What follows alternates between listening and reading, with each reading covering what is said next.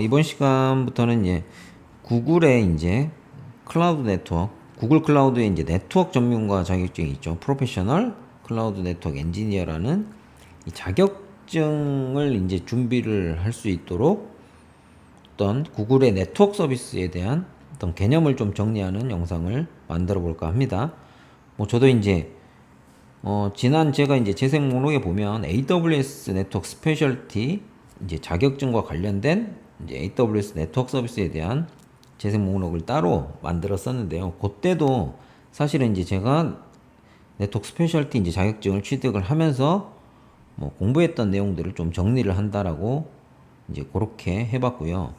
네트워크 하시는 분들이 클라우드 서비스의 네트워크를 이해하는 방법으로 자격증을 취득을 하면서 이제 해당 클라우드 사업자들의 네트워크 서비스들을 이해하시는 게 가장 쉬울 것 같아서 저도 그렇게 준비를 하고 있고요.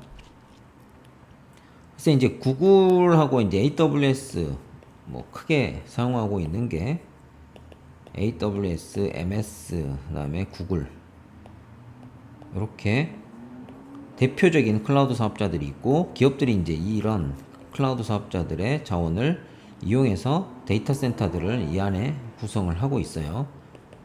근데 이제 이게 온프라미스와 완전히 다른 특성이긴 하지만 각자 이제 이런 사업자들이 네트워크 일종의 데이터 센터 팜을 미리 자원들을 다 구축을 해놓고 고객들이 거기에 이제 서버들, VM들을 올려서 서비스를 이제 제공할 수 있도록 만들어 놓은 형태이기 때문에 이 안에 이제 네트워크들을 어떻게 구성을 하고 네트워크와 관련된 서비스들을 어떻게 이용하고 대표적으로 이제 L4, DNS, 그다음에 좀 더 글로벌하게 서비스를 제공하기 위해서는 CDN 이런 형태로 서비스를 제공하는 방식들이 다 용어들이 있고요.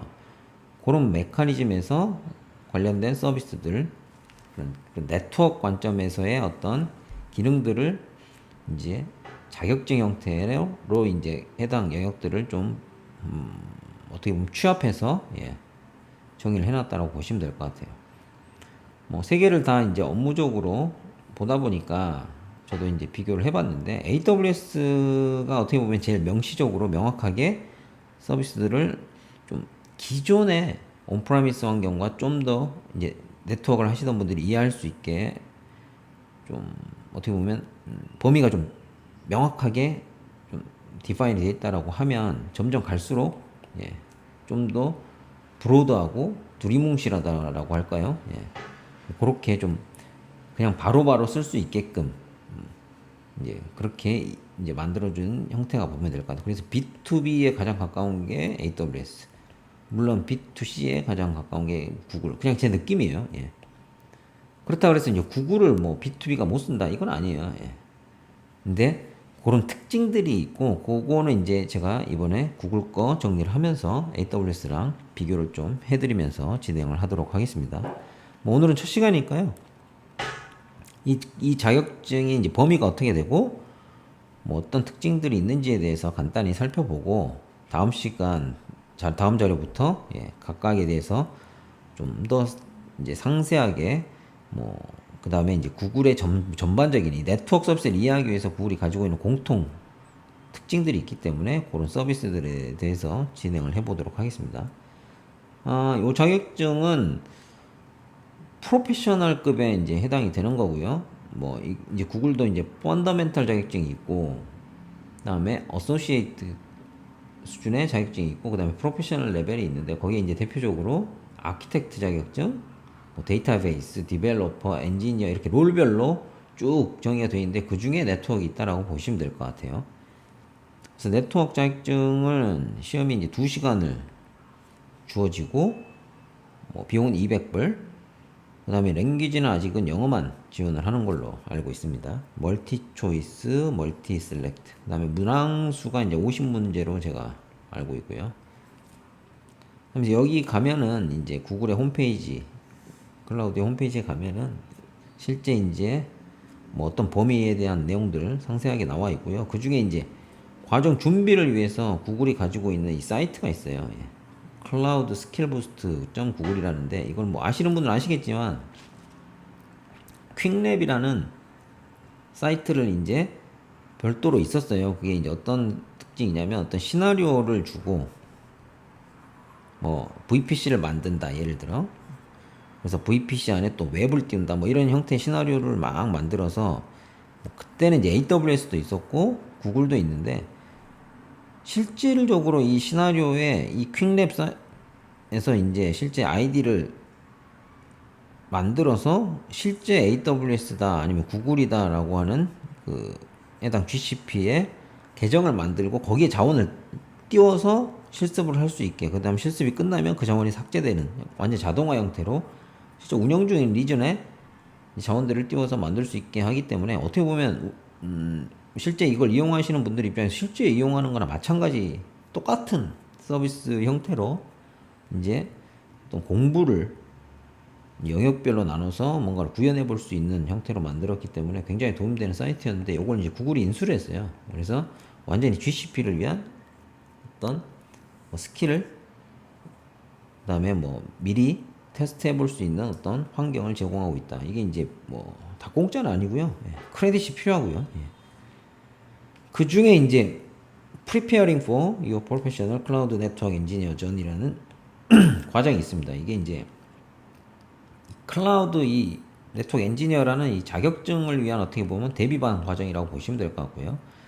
여기 이제 범위별로 이 5가지 범위별로 영역을 나누어서 동영상 형태로 쭉 진행을 하고 있고 거기서는 이제 심볼뱅크라는 어떤 회사가 GCP에 이런 형태로 자원을 구축하고 온프라미스랑 연동해서 서비스를 쓰겠다라는 어떤 시나리오를 가지고 쭉 정리를 하고 이 안에 보면 문항도 있어요. 이제 샘플 문항이라 그래서 예. 그래서 실제 문제가 어떤 식으로 나오는지를 좀 확인할 수 있는 과정이라고 보시면 될 것 같고 그 과정 기반으로 쭉 이제 범위를 나눠서 저도 진행을 해볼까 합니다. 그래서 이 5가지 섹션으로 이제 범위가 나눠지는데 그거에 대해서 간단히 설명을 하고 오늘은 마무리하도록 하겠습니다. 섹션 첫 번째는 이제 어떻게 보면 이제 설계하는 관점에서 필요한 역량이나 기술들을 물어본다라고 보시면 될 것 같아요. 그래서 전체적으로 이제 어떤 요구사항들이나 고객들이 가지고 있는 어떤 뭐 설계 기준들이 있을 거잖아요. 디자인 스킴. 그 관점에서 이제 전반적인 네트워크 아키텍처를 어떻게 가져갈 거냐. 거기 이제 VPC는 어떤 리전에 구글의 이제 전반적인 글로벌 리전 현황들을 어느 정도 알고 있어야 되겠죠. 그 다음에 그 리전 안에 VPC를 어떻게 만들고 온프라미스를 어떻게 만들어서 어떻게 연동을 할 거냐에 대한 부분들에 대한 어떤 개념들을 알고 있느냐. 그 다음에 VPC 실질적으로 디자인 규모는 어떻게 하고 스펙은 어떻게 가져가고 여기에 이제 쉐어드 VPC라는 약간의 구글만이 가지고 있는 특별한 아니죠. 뭐 구글만이 가지고 있다라고는 보지는 않아도 되는데 약간은 좀 틀려요. AWS도 약간 쉐어드 기능이 있는데 이제 롤이나 어떤 권한을 자원을 이용할 수 있게끔 만드는데 여기는 마치 별도의 VPC처럼 뭐 그냥 개념을 그렇게 잡고 하시는 게 편할 수도 있을 것 같아요. 여기가 아까 말씀드렸던 온프라미스하고 연동을 어떻게 할 거냐에 대한 부분이고요. 그 다음에 이제 쿠버네티스가 범위라고 보시면 될 것 같아요. 구글 쿠버네티스 엔진이라는 구글이 가지고 있는 일종의 이제 컨테이너 서비스죠. 거기에 대한 어떤 네트워크에 대한 스펙 서비스도 계속 나온다라고 보시면 될 것 같아요. 이제 섹션 2는 VPC를 구현하는 데 있어서 좀 더 세부적인 내용이라고 보시면 될 것 같아요. 그래서 VPC가 가지고 있는 어떤 서비스 특징이나 제약 조건들. 그 다음에 이제 VPC 내에서 이제 라우팅, 서브넷을 생성하고 서브넷 간에 그 다음 외부로 다른 VPC로 뭐 어떤 식으로 이제 라우팅을 어떻게 할 건지에 대한 부분들. 그 다음에 이제 쿠버네티스가 가지고 있는 어떤 네트워크적인 특징들. 그 다음에 이제 방화벽. 일종의 이제 AWS가 가지고 있는 시큐리티 그룹과 좀 유사한데요. 예. 그 다음에 이제 서비스들, VPC 서비스들에 대한 또 컨트롤 관련된 부분들, 액세스 관련된 부분들, 이런 부분들까지 포함을 한다라고 보시면 될 것 같고요. 그 다음에 섹션 3에 가면 네트워크 서비스들이 있죠. 구글이 가지고 있는 대표적으로 다른 클라우드 사업자들이 대부분 다 가지고 있는 거라고 보시면 될 것 같아요. 일반 온프라미스의 네트워크 서비스도 당연히 거기서부터 출발을 한 거니까요. L4 로드 밸런서 기능이죠. 뭐 AWS로 따지면 NLB, ALB 뭐 이렇게 이해하시면 될 것 같아요. 그 다음에 클라우드 아머, 뭐 보안 관련된 웹방화벽이라고 보시면 될 것 같아요. 클라우드 이제 구글이 같이 제공하는 어떤 웹방화벽 플러스 IPS 뭐 일단 와프라고 보시면 될 것 같아요. 와프. 그 다음에 CDN 서비스. 그 다음에 DNS. 당연히 DNS는 이제 내부 자원용 내부 DNS VPC 내부에서 프라이빗하게 사용할 수 있는 어떤 도메인들. 그 다음에 얘가 리졸버 역할을 어떻게 하는지. 그 다음에 이제 외부 공개용으로 DNS 서비스를 어떤 식으로 제공하는지. 그 다음에 클라우드 네트워크, NAT. 인터넷 나갈 때 NAT 자원들, 뭐 AWS 하시면 NAT 게이트웨이겠죠. 뭐 그 다음에 특징적으로 인스펙션, 네트워크 패킷을 까볼 수 있는 기능들이 있습니다. 예. 그 다음에 섹션 4에 가면은 이게 이제 가장 어려운 부분인데 온프라미스와의 연동을 어떻게 하는지. 크게 보면 AWS의 다이렉트 커넥트 서비스인 것처럼 구글도 인터커넥이라는 전용선 기반의 서비스가 있습니다. 그래서 구성은 어떻게 하고 스펙은 어떻게 되고 제약 조건은 어떻게 되는지. 그 다음에 AWS도 이제 VPN 서비스를 제공하는데 구글도 IPsec VPN을 연동해서 인터넷을 기반으로 온프라미스와 연동을 할 수가 있습니다. 그 다음에 이제 일종의 AWS의 VPG, 이제 VPC 안에 있는 일종의 라우터 역할을 구글에서는 클라우드 라우터라고 해요. 얘가 이제 BGP를 기반으로 외부와 이 인터커넥이나 IPsec을 통해서 온프라미스와 연동을 해서 BGP 라우팅을 주고받는 기능이라고 이해하시면 될 것 같습니다.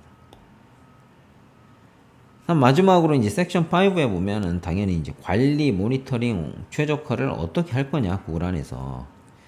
그 다음에 이 이제 구글이 가지고 있는 오퍼레이션 기능들, 관련된 기능들을 설명을 하는 게 있고요. 그 다음에 보안 관련돼서 특화돼서 어떤 식으로 관리하고 유지보수를 할 건지. 그 다음에 문제, 특히 연결 관련된 문제가 생겼을 때 어떤 식을 무슨 화면에 어떤 기능을 보고 뭘 볼 건지에 대한 부분과 그 다음에 이제 뭐 레이턴시라든지 트래픽 플로우를 보는 일종의 이제 뭐 VPC 플로우를 가지고 핸들링하는 기능이겠죠.